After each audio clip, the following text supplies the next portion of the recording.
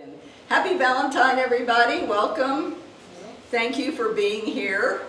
As Tony and Lynn know, it's really hard for me to talk to an empty room, so I know I kept getting calls. I'm not coming.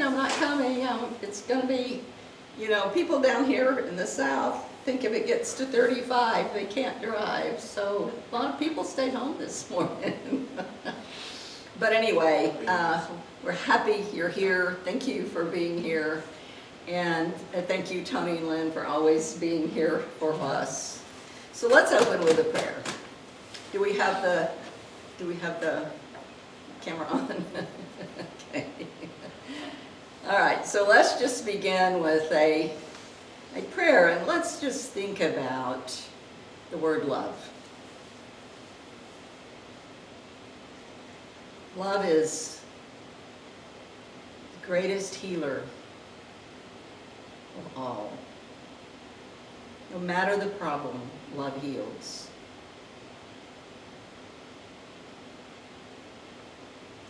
And so we would start this day with love in our hearts, love in our thoughts, love in our deeds and our actions. And know that whatever it is in our life that would need to be healed, love is the answer. And so we bless each and every person here today, knowing that each one of you has a heart filled with love. Reach out to those around you, in front of you and back of you, your neighbors, your friends. Reach out today and send a little love. Give them a love and your thoughts. And anything that you feel in your life is not exactly right, love it. Love will heal it. So we bless and send out our love to every church, every synagogue, every temple, every mosque, knowing that we are all made by the same Creator and that all paths lead to God. So we send out love and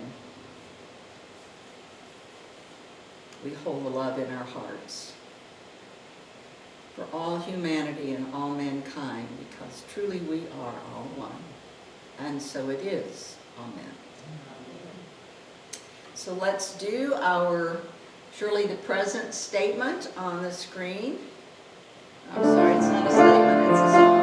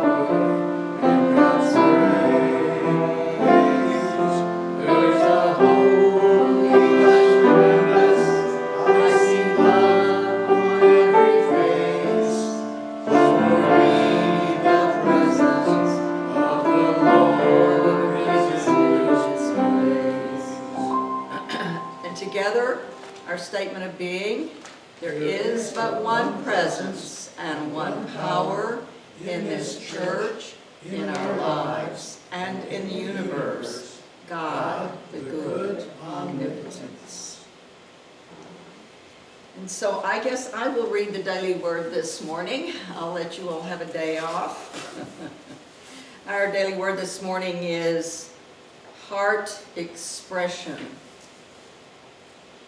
The affirmation for today, and you can take this with you as you make your calls of love today to others that you care about. The affirmation is, you are so dear to me, I hold you in my heart.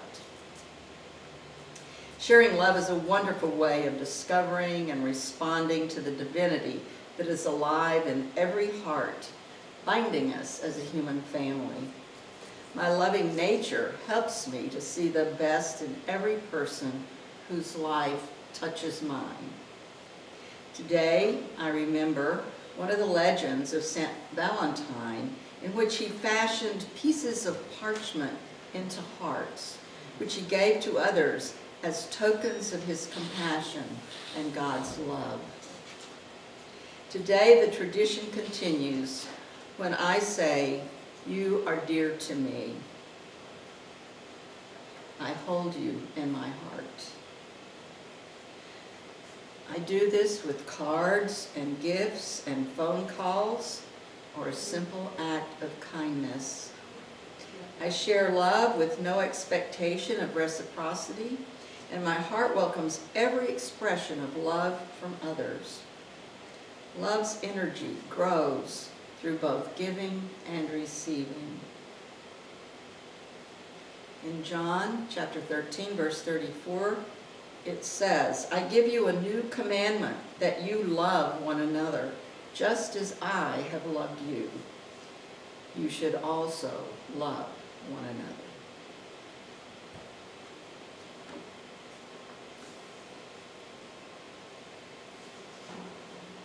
So I do hold you all in my hearts, and thank you. Thank you, and have a beautiful Valentine's Day with the one you love. And let's begin with my talk today is titled, "Help My Unbelief." It comes from the book of Mark, chapter 9. We read the story of the father who came to Jesus to heal his son of epilepsy. Now, in those days, they didn't know about epilepsy. They thought it was a demon who had possessed the person. So when the father brought the son to Jesus, he said, "I brought him because of these demons, and your disciples could not heal him." Jesus asked how long his son had suffered with these seizures, and the father said, "From childhood.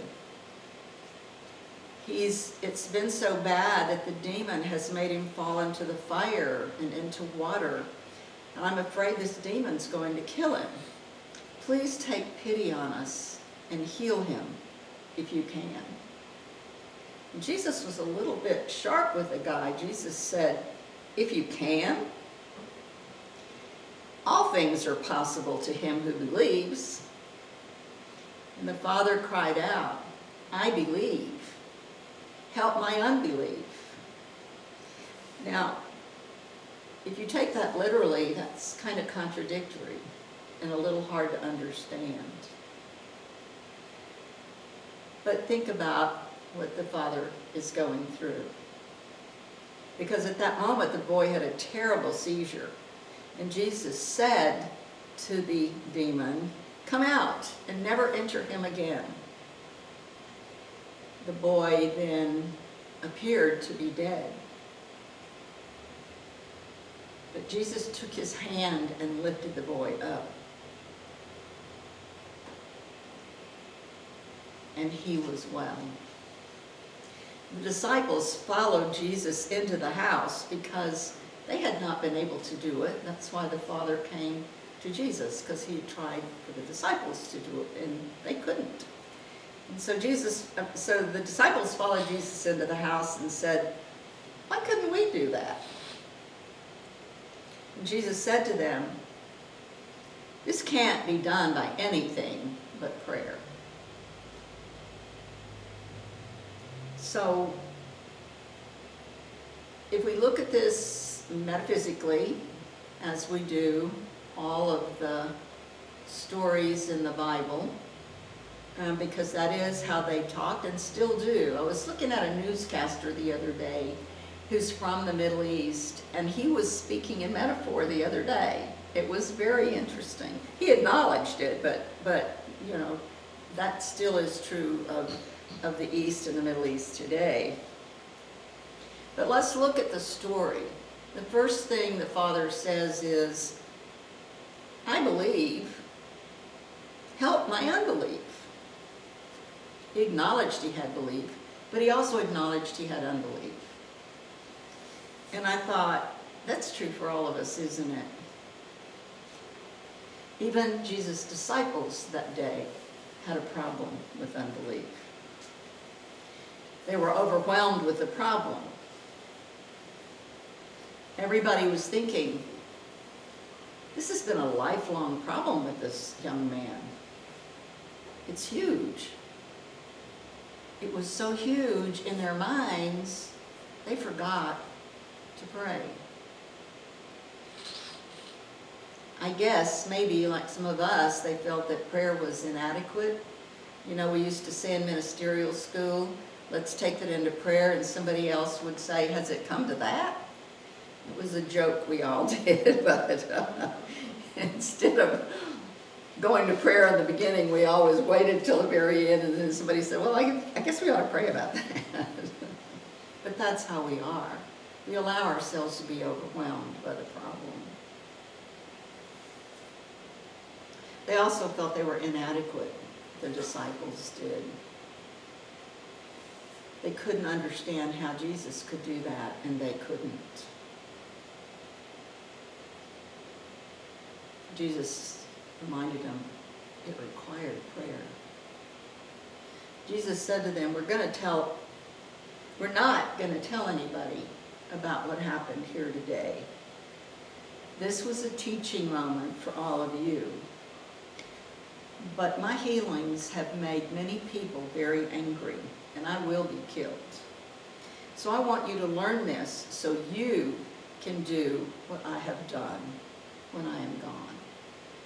And I stress that part of the story because Jesus was always teaching us by his actions. He was always teaching us by what he was doing. And that's what he was doing that day for the disciples and for the man and his son. He wanted to emphasize that when things get so big and so huge and so hairy, we often forget to pray. We often let that be the last resort. Because in the meanwhile, we're worried about it. We're thinking about it. We get caught up in the fear of the moment. We get caught up in the appearance of the reality of what appears to be the truth. And we allow whatever belief we have to be overshadowed by our unbelief. There were layers for this father. He believed in Jesus, but he also had lived with the reality since his son was a little boy. He believed what he'd heard about Jesus. He brought his son to Jesus because he believed that Jesus could do it. But he also couldn't get out of his mind all of the years of the young boy's life where this had been a problem that no one could deal with. He acknowledged he couldn't yet fully believe. That's why he said to Jesus, help my unbelief.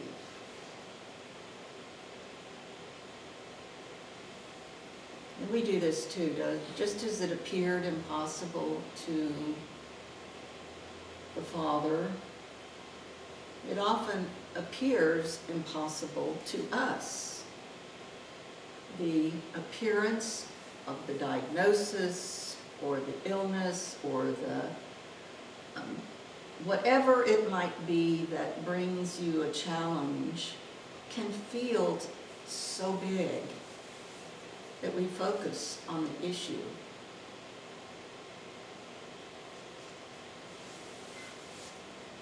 Even at the time, we focus on the issue. We may have had belief.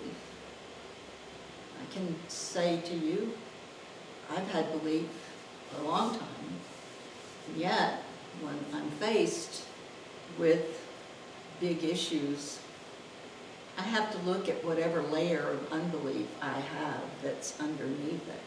that I have to deal with in order to get back to what I know to be true. And this is true for all of us. We've all been there.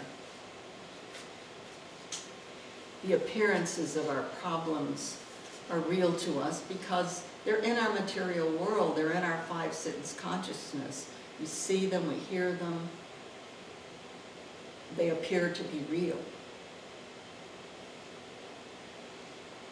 We may have prayed, we may have had belief, but that bit of unbelief was always in the corner of our mind.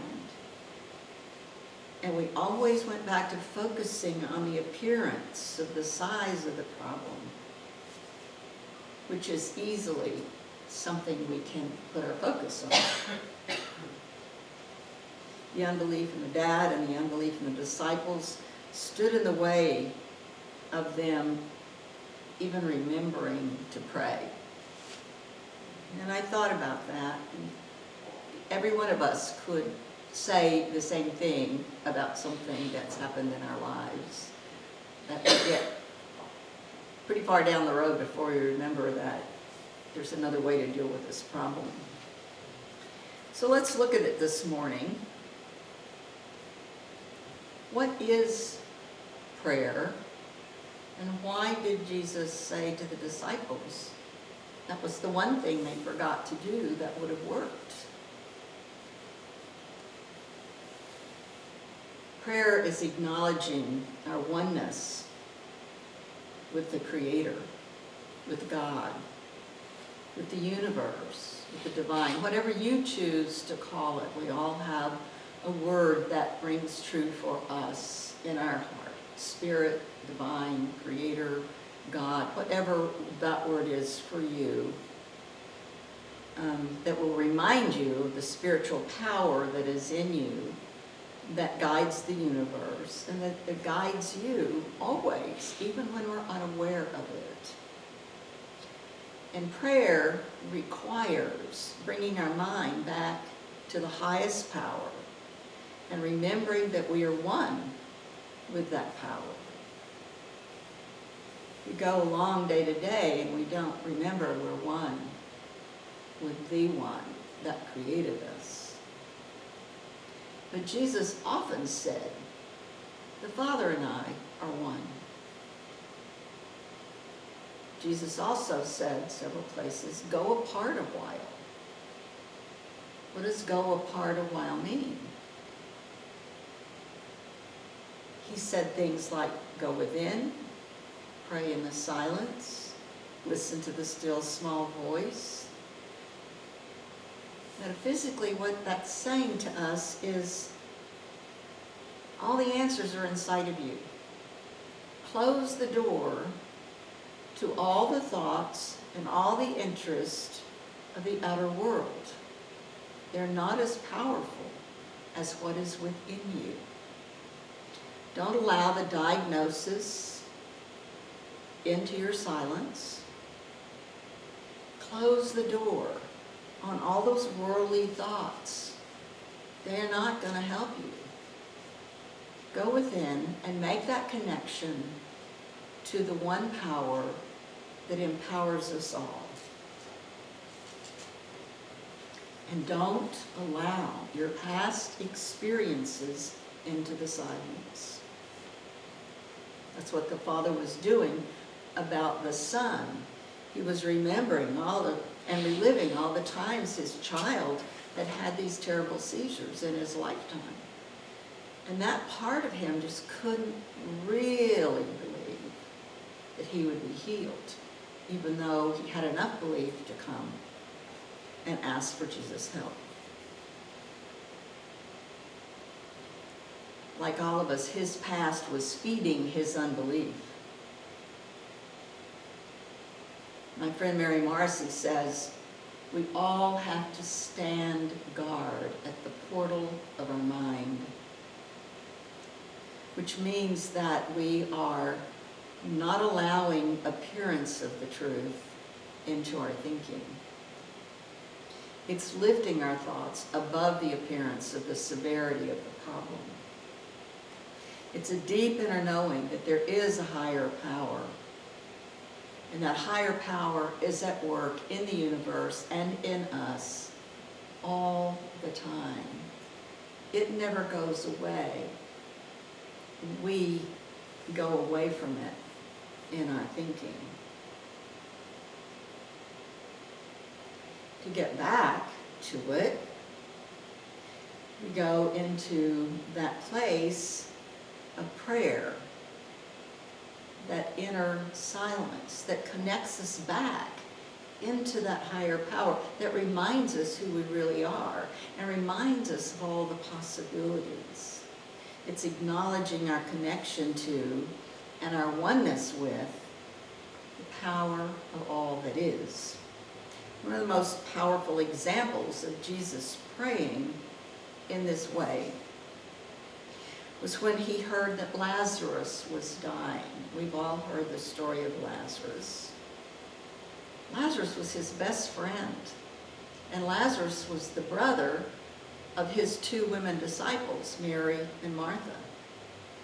The story says that Jesus was asked to come quickly and save Lazarus' life. But Jesus was 2 days away from even getting to where Lazarus was. Lazarus was in a town called Bethany. And Jesus was not concerned. He knew there was a higher power at work. He didn't hurry back to Bethany. He told his disciples, we're going to finish what we came here to do, and then we'll go back.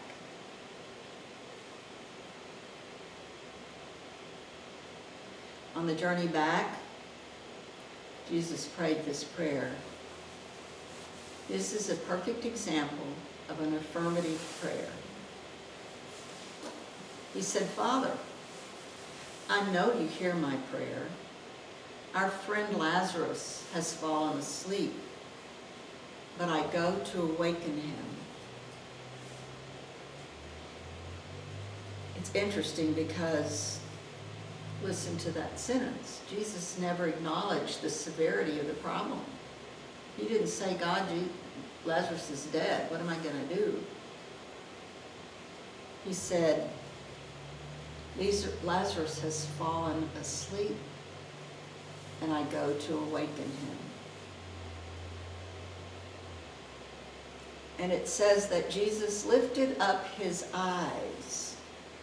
Now, metaphysically, when Jesus lifted up his eyes, what was he teaching? He was teaching there's something higher going on here. There's a higher power at work here.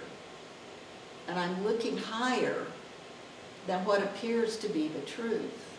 I'm not going to dwell on what appears to be the truth. I'm going to go to a higher place in my thinking and in my belief. So he lifted up his eyes and he said, Father, I thank you. You hear me. And you hear me always. The other thing I want you to notice is that in this story, Jesus speaks in present tense. He never speaks in past tense. You hear me. Thank you. You hear me. He has fallen asleep. I go to awaken him. He didn't speak in, this happened last week, what do I do? It was all in the present tense. We'll talk more about that in a minute. Metaphysically, he was looking above the appearance of the problem to the higher truth of what was possible. He wasn't concerned. He didn't allow that kind of worry into his thinking. By the time he got back to the town where Lazarus lived, Lazarus had been dead 4 days.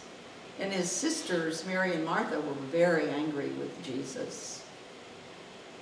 They really were pretty hard on Jesus. Why didn't you come sooner? You could have saved him. And they were crying. And the story says Jesus cried with them, but he didn't cry for Lazarus. He cried for the fear and the worry that the sisters had been through. He knew that things were going to be all right. When we have that kind of knowing, the energy we have completely shifts. He prayed affirmatively. He knew in advance there was a higher power at work. He knew that he was going to connect with that higher power in order to be able to do the healing. He wasn't pleading. He was just speaking gratitude. Thank you. Thank you. And he was thanking God before he saw the results. This is a key to when we pray affirmatively, we always thank God before we see the results. So this is a story that teaches us how to pray.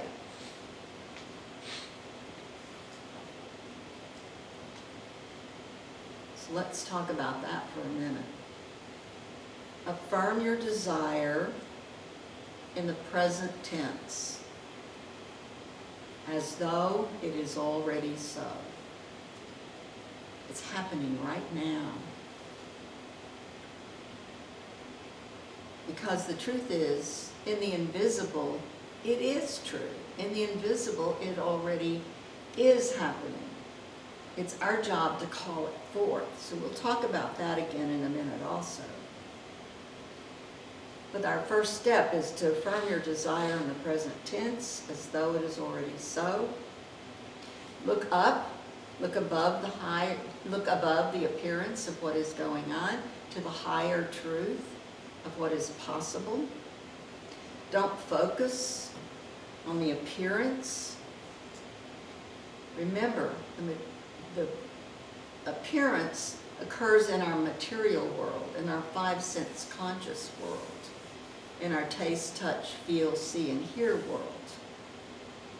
Those things in our material world are always, always, always going to change. It's the higher power that never changes. But we have to connect to that and remind ourselves that that is where our power lies. We have to do it without worry. And one of the ways we can do it without worry is to give thanks in advance. Just know it's going to happen. It's like Jesus said, it's going to happen. Don't dwell on the slightest bit of unbelief. We know and we hear and we say, with God, all things are possible. It's a great thing to say to remind yourself when you get into a situation where it might look impossible. No, with God, all things are possible. What fascinates me about these stories is they're more than 2,000 years old. And yet, they are the exact formula we use today to align our energy with quantum law.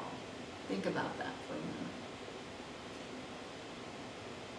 Our energy is palpable. It goes out into this invisible field, this invisible soup we swim in. We put that energy out into that quantum field, and that's how we manifest. So the formula that Jesus was teaching them 2,000 years ago is the very same way we teach prayer that works today. It's the same formula. The same thing happens. Our unbelief stands in the way of manifesting what we desire, because we all have some degree of unbelief for the very same reason they did back then. The son's seizures for his whole life seemed hopeless to the dad. He wanted to believe, and to some degree he could, but his history and his experience still kept him back a little bit.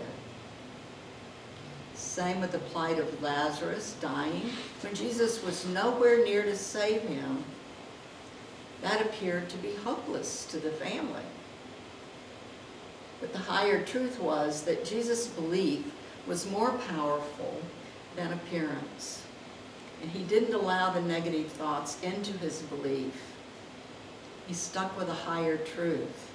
He lifted up his thinking to a higher truth. But the higher power that was at work in him that he understood, and that was at work in the situation, and his acknowledging it brought him into alignment with the quantum field. When we affirm and we give thanks in advance, this is part of the formula, when we give thanks and we affirm in advance, then we are manifesting what we want. We're saying, in the invisible, this is already so. I'm not going to worry about it. I'm not going to put my own negativity out into this quantum field, because I already know how this works. So I'm going to give thanks for it in advance, because I already know. There's a saying in New Thought that is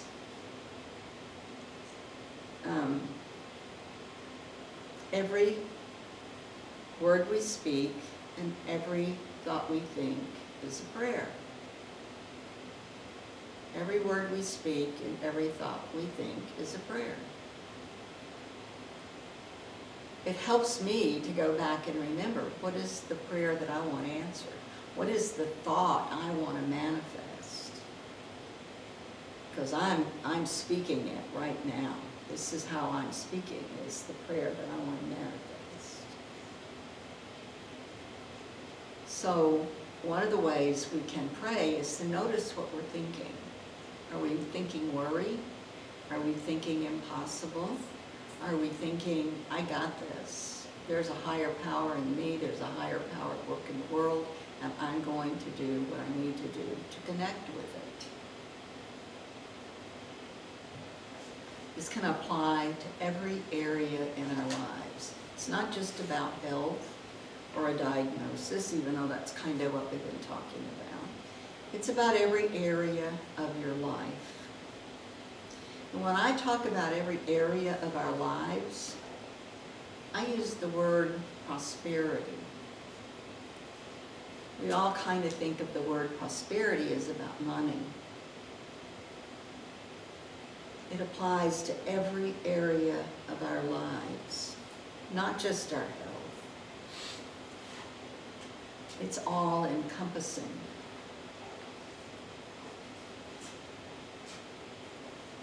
It does include money, of course.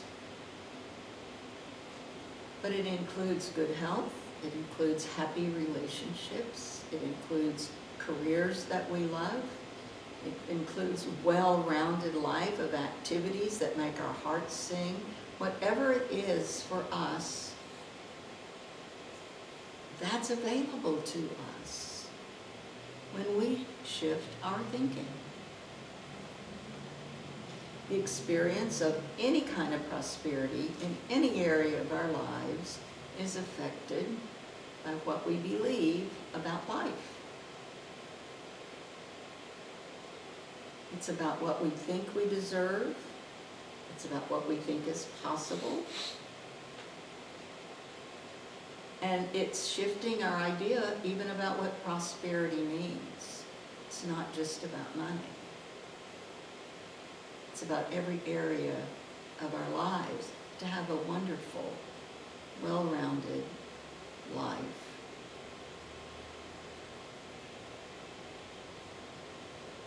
So I guess the question we want to ask ourselves today is, are we allowing our past to keep us from our good today? When we have a negative experience, the loss of a job, the loss of a relationship, the turn down of the economy, the experience of an illness, loss of a loved one, that takes a toll. We remember that. We don't want to have that pain again. We often become skeptical and fearful of it happening again. And that's where the unbelief begins to creep in. It's often subtle. And often that unbelief is there in some way that's we're not even aware of. And yet, it guides our thinking. It guides our history. It influences the experiences of our life. But here's the good news. We have the ability to generate a joyous, prosperous life and not allow our past experiences to keep us from our good. And we do that by staying aware. We have to be aware of that unbelief. What's guiding me right now? What's keeping me from what I consider to be my prosperity, my happy, full life? If I'm not having it, something is in the way. What might that be? Let me see what I can work on about that. Because there's some little unbelief that keeps us from looking at that higher truth that we can have anything and everything by changing our energy, our thinking. Our thoughts are energy. By changing those thoughts and that energy to a higher perspective. Scientists tell us that in that quantum field, the possibilities are in the millions. That's mind-boggling. That you have this entire energy field, and anything you put into that energy field is subject to manifesting. And one of the ways we teach this is we tell people, don't pick one particular thing, because that might not be the thing that the quantum field wants to give you. The quantum field may want to give you something even bigger. So we learn how to pray affirmatively and let go of our thought process of what that might be. And we often pray for our highest and best, or what is good. Even for another person, what's the highest and best for them? That's what the universe wants for them. That's what the quantum field holds as possibility for them. And so that's how we pray affirmatively.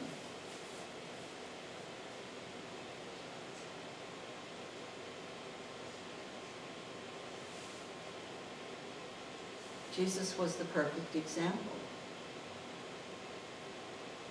He affirmed what he wanted. He gave thanks for what he wanted, even before he saw it.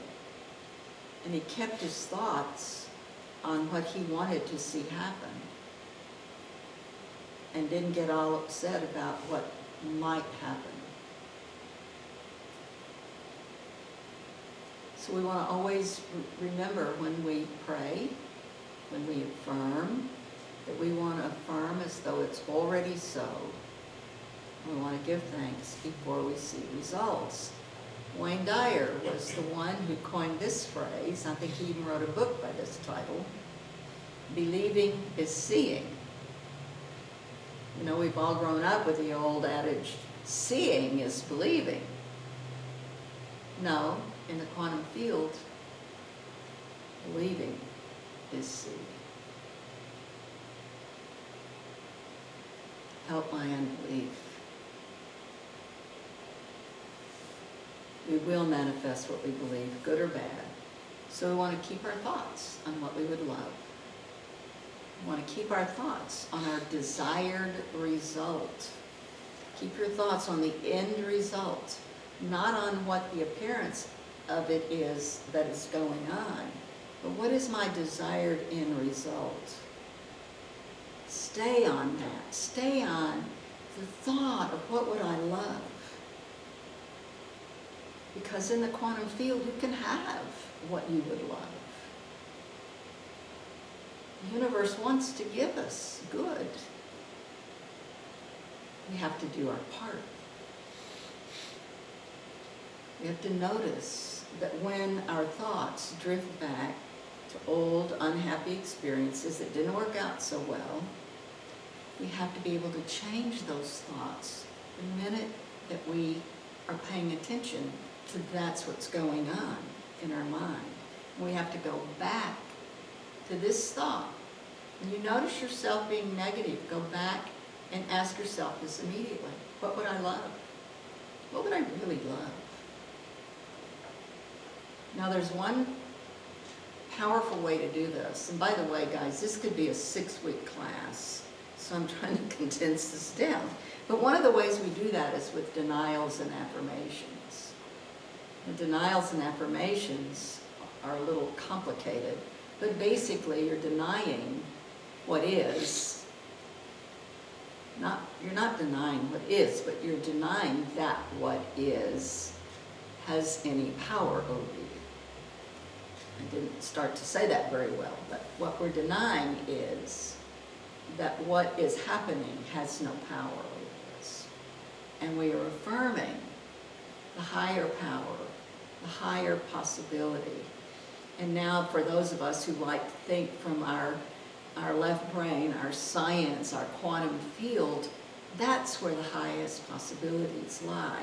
And we want to keep ourselves into a thought process that puts the right energy out into that quantum field.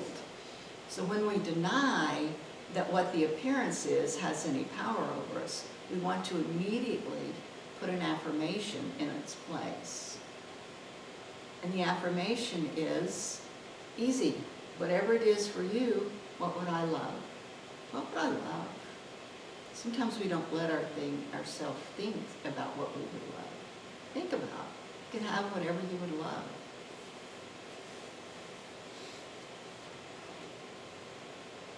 Deny your negative thoughts have any power and replace it with that positive, affirmative thinking.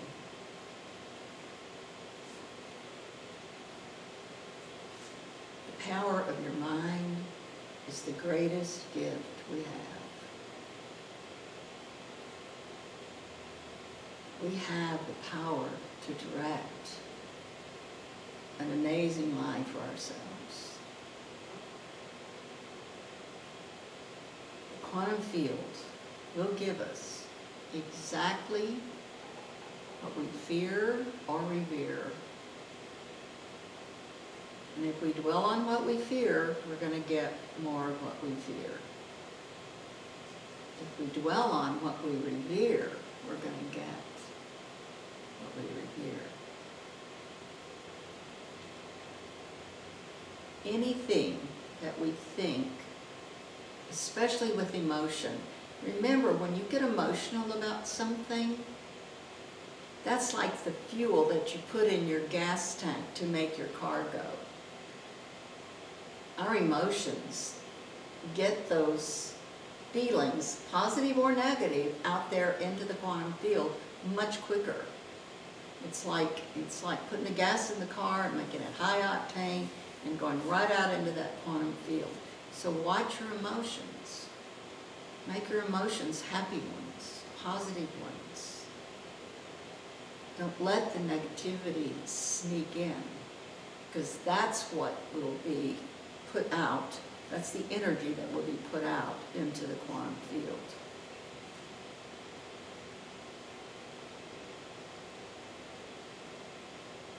That's why, people kind of laugh at New Thought and say, we're those feel-good people. I guess you could say we are those feel-good people, because we understand that feeling good and putting that out there is something good going to come back to us. It always works that way. So I guess I'm a feel-good person to the best that I can, remember. Like I said, we have to watch our thoughts, but we have to realize that the good thoughts we have are going to create good things in our life. So we want to be positive. We want to always keep our eye on the higher power that is at work. not only in us, but in every person and in all the universe. Only we can keep that good high power from working in our lives. It's always there working for us. So we want to acknowledge it and embrace it. We want to remind ourselves that all things are possible, regardless of previous experiences. We have to allow ourselves to dream and dream big. Another saying that we have that kind of reminds us when we get off track is, thoughts are things. Thoughts are energy, and energy becomes a thing. Think about it. Everything in this room was created twice. Those chairs, the carpet, the podium, these were all thoughts first before they were manifest. Everything is created twice, first in thought and then in manifestation. So we want to stand guard at the portal of our mind about the thoughts that we think, because those are the things we will manifest.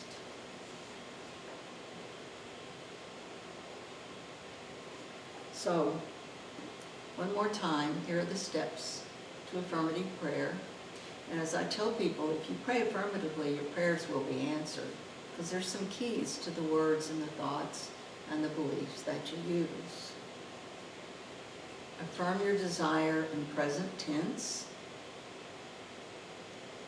Look higher than the appearance of the problem, to the higher truth of the universe, wanting only good for us, and giving us a quantum field for us to create whatever we want. Don't focus on the appearance of what's going on. Don't give your energy to the appearance of what's going on. Give thanks in advance. And just as Jesus did on the trip back to Bethany, don't worry. I started to call you and say, play Don't Worry, Be Happy. But we can play that any day. So I thought it was too late to ask you for that one. But anyway, those are our steps to prayer. Those are our steps to the life that we'd all truly love to live. So help your unbelief. Watch your thinking. Think positively. And don't worry. So let's take that into our thought process right now. A bit of a meditation. Just allow yourself to be fully present in the room. And allow yourself to be fully aware of what your thoughts are at this moment. Whatever they are is fine. Just notice. Notice what your thoughts are.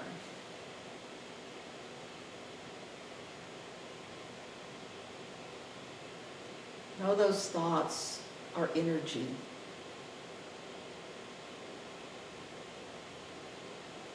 What is the energy that you would like to put out into the quantum field?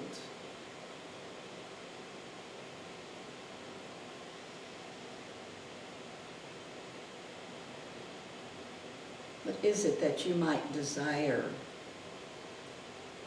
Something that you've thought perhaps wasn't possible. Bring that to your mind right now. We all have things. We're here to grow and learn and be better than we were yesterday. We all have desires. We acknowledge and respect our desires. There are gifts. So what is your desire? What is it you would like to accomplish or change or bring more of into your life? Just be in the silence for a few minutes while you think of what it is that you would like to put out into positivity, into this quantum field.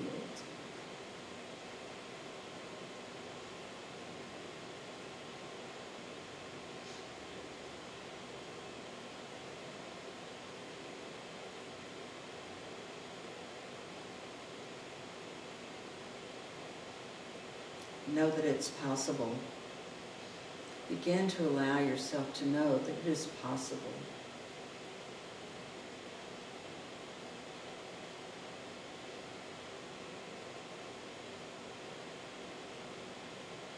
And take this moment to look at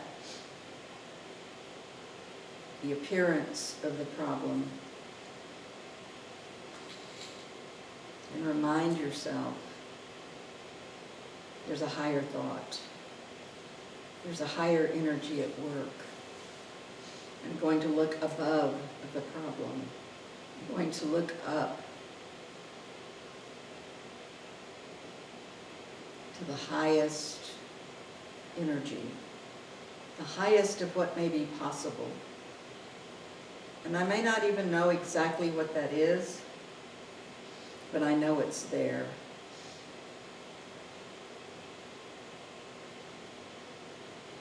So look at what you would like to manifest in your life.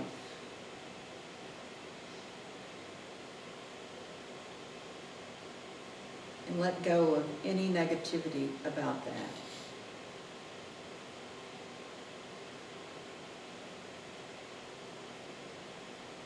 And as you let go of the negativity about that, fill that vacuum with what you would love.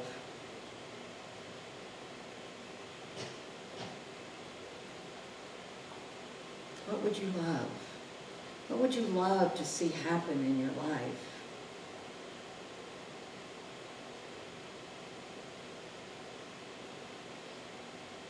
Put it in present terms and give thanks for it. This is happening right now. Because in the invisible, it is happening right now.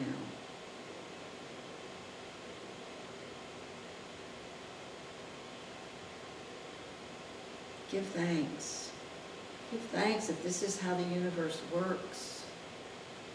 Give thanks that there are millions of opportunities to bring what you would desire to you.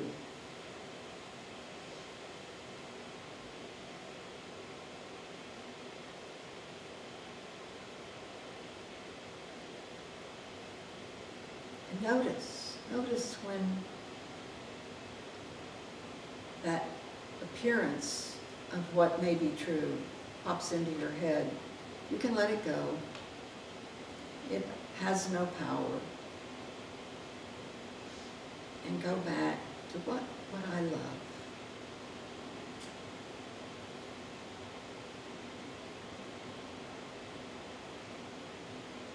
What would I love?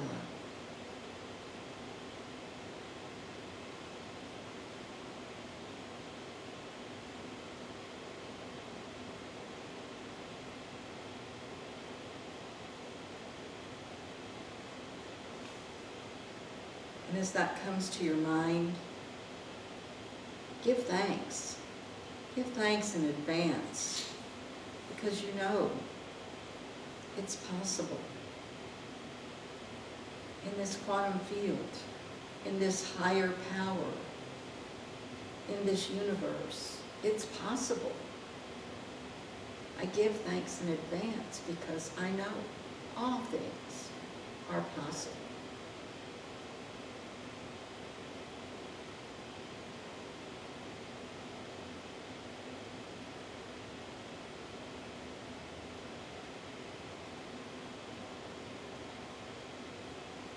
As I focus on the highest and the best for what I choose to create,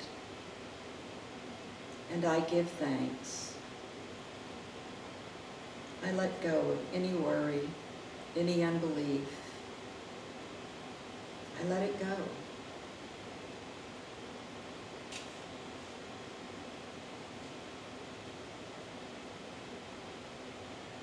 So we take this formula out with us and we use it from moment to moment. We use it daily.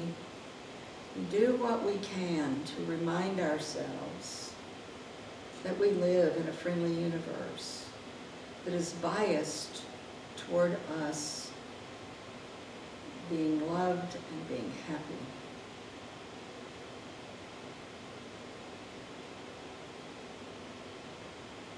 And each time that negativity creeps in, that unbelief creeps in, I let it go.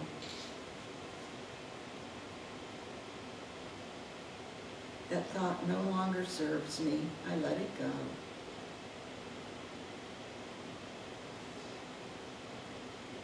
And I remind myself that higher power at work in my life right now. And I give thanks, and so it is. Amen.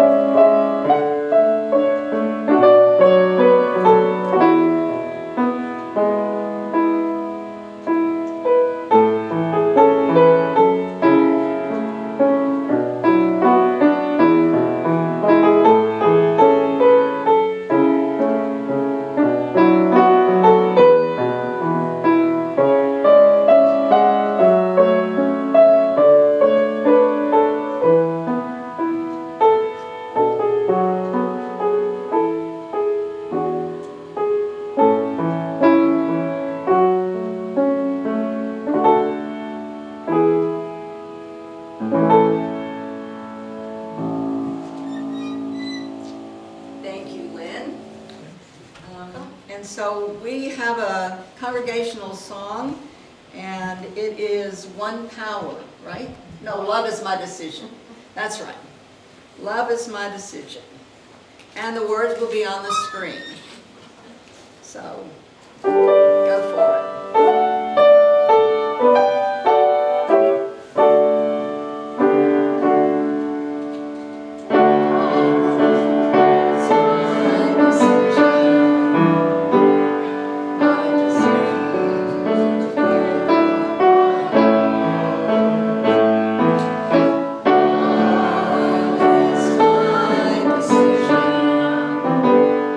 No one else can tell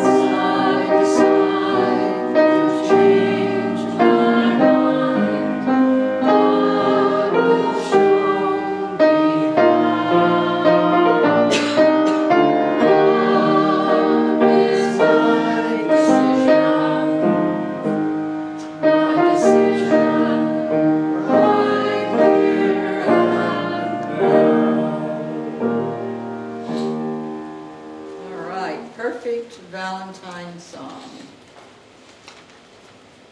I know what you do. Love is all that I can give to you. Okay, come on up and sing. Love is more than just a game for two. Two in love can make it. Take my heart and please don't make it. Love is all that I can give. Thank you, Dave. And that's plenty. I love it, Dave. So, any announcements that I need to know about from anyone about Valentine's Day. something in the community? Well, yes, today is Valentine's Day. We acknowledge that. So, since it's a love day, let's put a love offering in the basket in the back of the room as you leave. Show your love. Love is a Never miss a chance.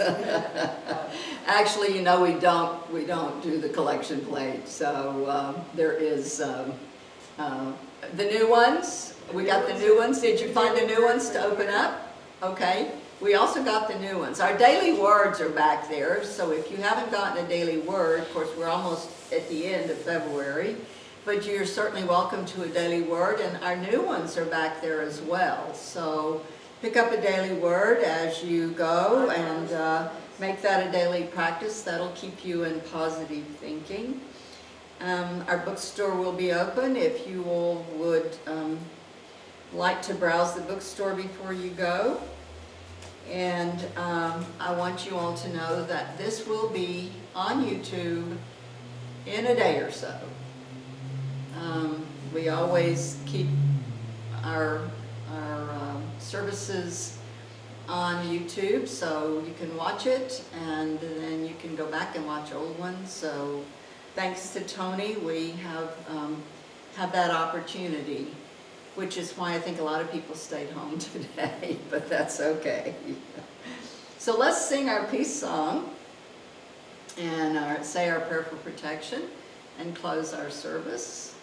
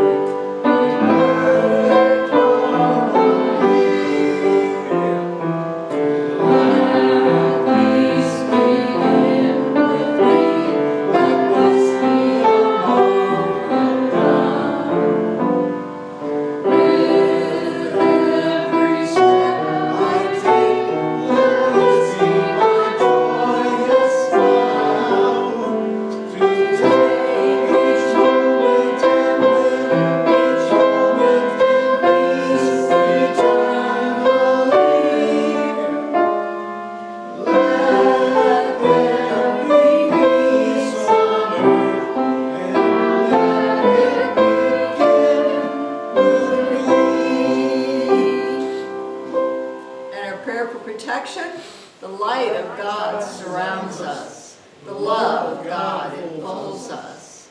The power of God protects us. The presence of God watches over us. Wherever we are, God is, and all is well. Yay, God. Yay. Have a wonderful week, everybody. Have a great Valentine's Day. Go home and call all your loved ones and tell them how much you love them.